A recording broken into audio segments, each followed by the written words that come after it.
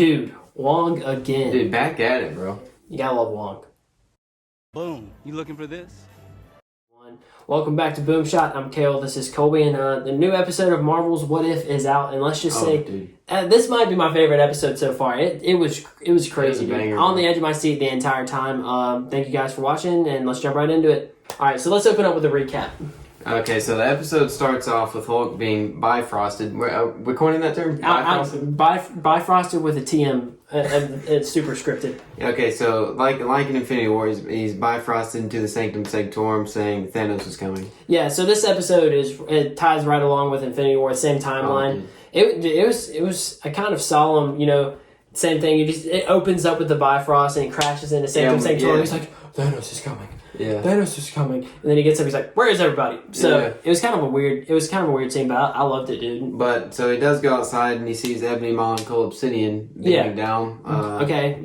Right. In tune with Infinity War. Yep. And so what happens after that? Yeah, so Iron Man, Doctor Strange, and so it's kind of the same thing. Like Hulk can't turn into, or Banner can't turn into Hulk, so he's kind of defenseless. So Iron Man, Doctor Strange, and Wong all show up to take down the two villains, but to Banner's surprise, they are zombies. So they take them down, and then you just hear he's like, "What is that?" Yeah. And then they come out, so they're zombies.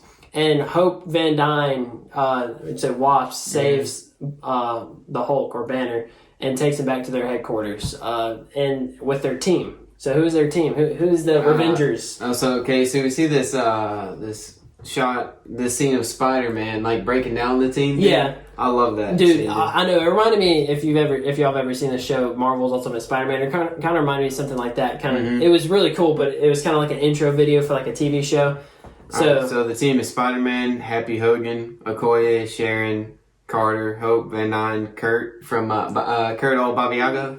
That guy, dude. And Bucky Barnes. Yeah, it makes me wonder why Kurt was there. I guess I don't know. Yeah, why was Kurt there? I don't know. In that Spider-Man's video, he's acting as a zombie. Oh yeah. They're talking about putting long sleeves on or whatever. Yeah. So pretty good team though. Yeah, it was cool seeing all these characters work together. Yeah, for sure. We did it again, bro. Dude, we're in sync, bro. All right, so after the whole team up shot and everything, the team traces a signal of someone saying they have a cure for the whole zombie thing at Camp Lehigh. And on the way, they're on a train, right? Yeah. They're on a train and they lose Happy and Sharon.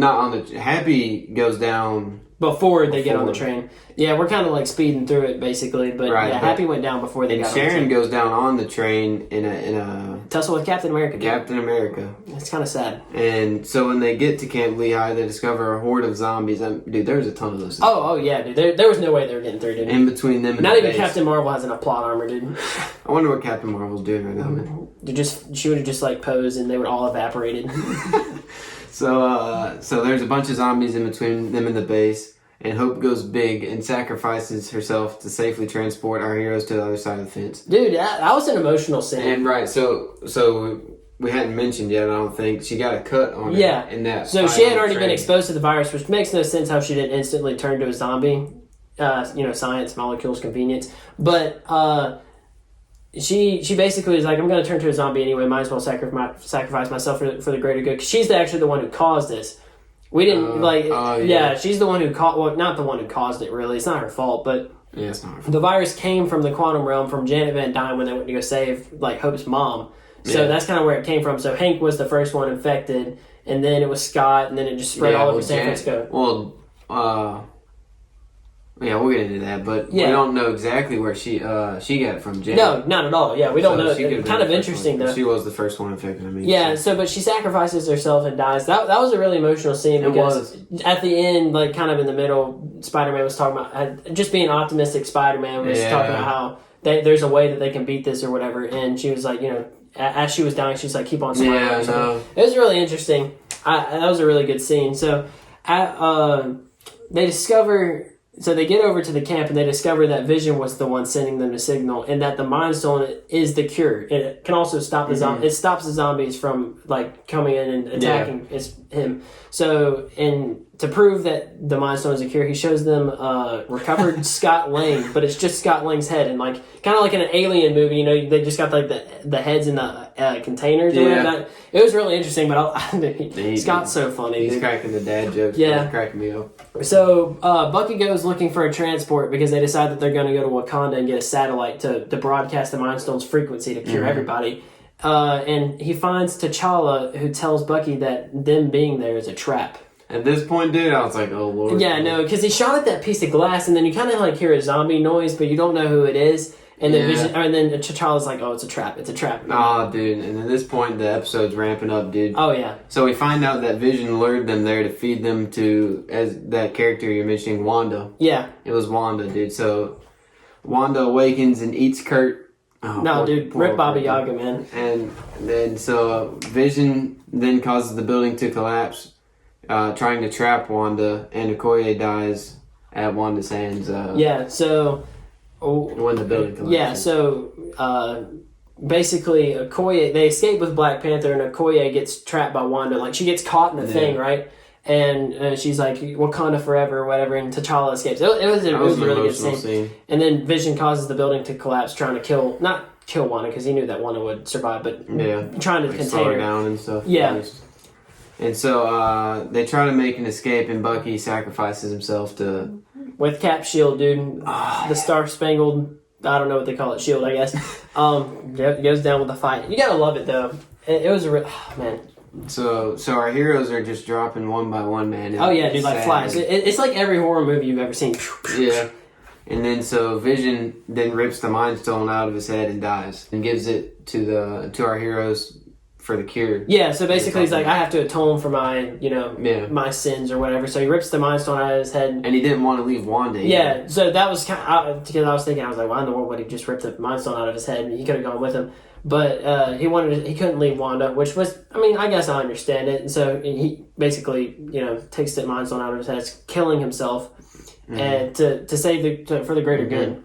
Pretty interesting scene. So Hulk stays back and buys the heroes more time and fights zombie Wanda. Okay, so Hulk's skin is impenetrable. They can't bite through it. So that's why I stayed back. And he was wreaking havoc. He was going ham. Dude. I want to see more of that fight. That was pretty interesting. They gave us a little taste of what that fight. Oh yeah, kind of like it was kind of like an off-center shot, but it was really. I wanted to see more of it, man. Yeah. And so the remaining heroes, Spider-Man, Black Panther, and Scott Lang with the cape of levitation attached to him, they escape and go to Wakanda to try and fix this whole pandemic or whatever.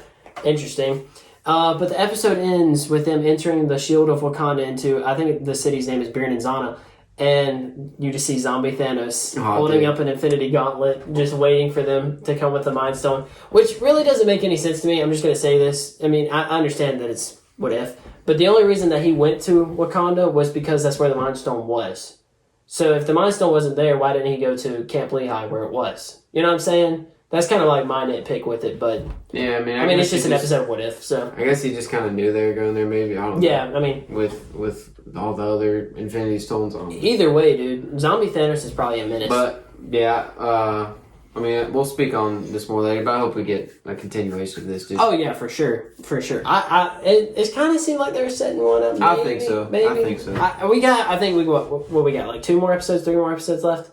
This was episode 4. No, this was 5. This was 5. I meant 4 left. Yeah. 5. We got 4 left. Okay. I think. Cool beans. And so for our Easter eggs, the first one that I noticed was Spidey saying the classic line. Friendly neighborhood Spider-Man. You love to see that. There's a lot of stuff like that. There's a bunch of Easter eggs in this. Oh yeah, for sure. It just walked the tune of Infinity War a little bit.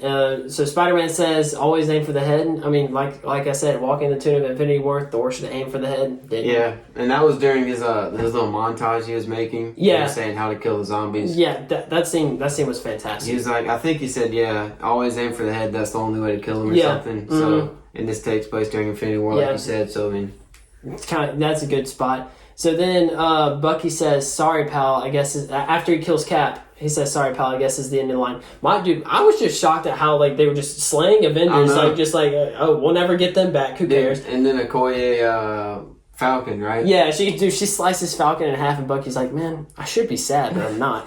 That was a funny scene. So then we get a mention to Spider-Man's movie prowess. And he just knows everything about movies. That's from AV Club. He says, the kid's seen more movies. AV Club. That's where he figured out about aliens and the Empire Strikes Back, I guess. That was interesting. I like that little a little addition there. And then so Kurt, old Baba Yaga himself, mentions Baba Yaga. Who's he explaining Baba Yaga to? Spider-Man? I think it was Spider-Man because like Spider-Man scared him by tapping him on the shoulder. He's like, I thought that was Baba Yaga. Vision. Yeah. And then so And then he gets taken up by Scarlet Witch, who he thinks is Baba Yaga. That was terrifying. I mean, dude, you just see her like busting through the door or whatever, and he's just standing there. He's like, "What?" And then he just gets taken. Rip Kurt, man. He never stood a chance. And so. So Hulk gets his Infinity War payoff by actually becoming Hulk. Yeah, that's true. Like we saw in the Infinity War See, that was always kind of my thing with Hulk and Infinity War. I was like, if he really exposes himself to enough danger, I feel like Hulk will come out because like otherwise Hulk's gonna die too. So like that's kind of, but that was a pretty good payoff, dude. And I really think he would have given it to Wanda, dude. I really do think that. He was going off, dude. Man. He was going off. We kind of see like her block. And I think did he hit her? Or did she block the punch? I can't remember. I think she was blocking at least. I remember her blocking at least some of them. Yeah, and so still, dude, that would have been a cool fight. We saw some of them. Still. Yeah. And then finally, we get T'Challa echoing to Spider-Man what he said to Black Widow in Civil War, which was about and what was it? In his culture? Did he say? Yeah. Mm-hmm. We'll get to that later. Yeah. In my final thoughts of the episode, I'll mention that. But sorry, my bad. No, it's all good. Yeah, that's still an Easter egg because I think it was in Civil War after his dad died, right? Yeah. And he said that to Black Widow. Yeah, he's sitting on the bench or whatever. Yeah. And he's got the ring in his hand or on his finger, messing with it. Yeah, I would consider that an Easter egg. Yeah, for sure. But so what's our biggest question coming out of this? Dude, how in the world did Janet Van Dyne get infected with this? Yeah, that's what I'm wondering. It's kind of like the exact opposite of what should have happened or what happened in the MCU. Because like she came like. She looked really good for being in the quantum realm for however many years. And so, like, Hank pulls up and sees her, and he's like, oh, Janet, I see you, or whatever, and then walks up, and she's like, and scares him. So, that's my biggest question. Like, are they smart enough to get out of the, like, how did she get out of the quantum realm is my thing. Like, I understand they had the quantum vehicle in there, but, like, are they smart enough to, like, comprehend that? I don't know. I did notice this while watching it a second time. I think I did at least. I may have just been hearing things, but you know how Happy, when he was using Iron Man's repulsor, he was saying blam? Yeah. When he became a zombie and he was going after Sharon, I think he was saying blam as a zombie. I thought I heard that. Dude, I could be wrong. It was funny whenever he like walked into that dark hallway and he's like blam, blam. Yeah. That was funny. But I think and so in Iron Man zombie could use his suit pretty well. Yeah, exactly. I guess they do have some kind of like ability or whatever. It corrupted. They said it corrupted the brain. Yeah. So maybe all the brain's like normal like function and intelligence maintains the same, but it just causes it to mutate or something like that. Yeah. So our next biggest question is, what will zombie Thanos do? Yeah. So he's going after the Mind Stone, right? To get the complete set. Yes. Just pretend I'm holding up the gauntlet, And so, what do you think he'll do if he gets all of them? Do you think he'll still snap? Because think about it, he's a zombie now. He would want more people to eat, right? That's true. Or maybe this is all a calculated move. Thanos is able to think past the zombie mutation, and he's like, I can reverse time. Or I can unsnap. I can snap all the zombies away and make them humans again, or something like that. Maybe Thanos becomes a hero instead of a villain. Thanos becomes a hero. That would be nutty, bro. Maybe seeing something so vile as a zombie apocalypse made him realize that snapping away half the Earth would do no good, or snap half of existence. And one of our 3 heroes left is Black Panther, dude. And as we saw in episode 2, Black Panther made him a good. That's true, dude.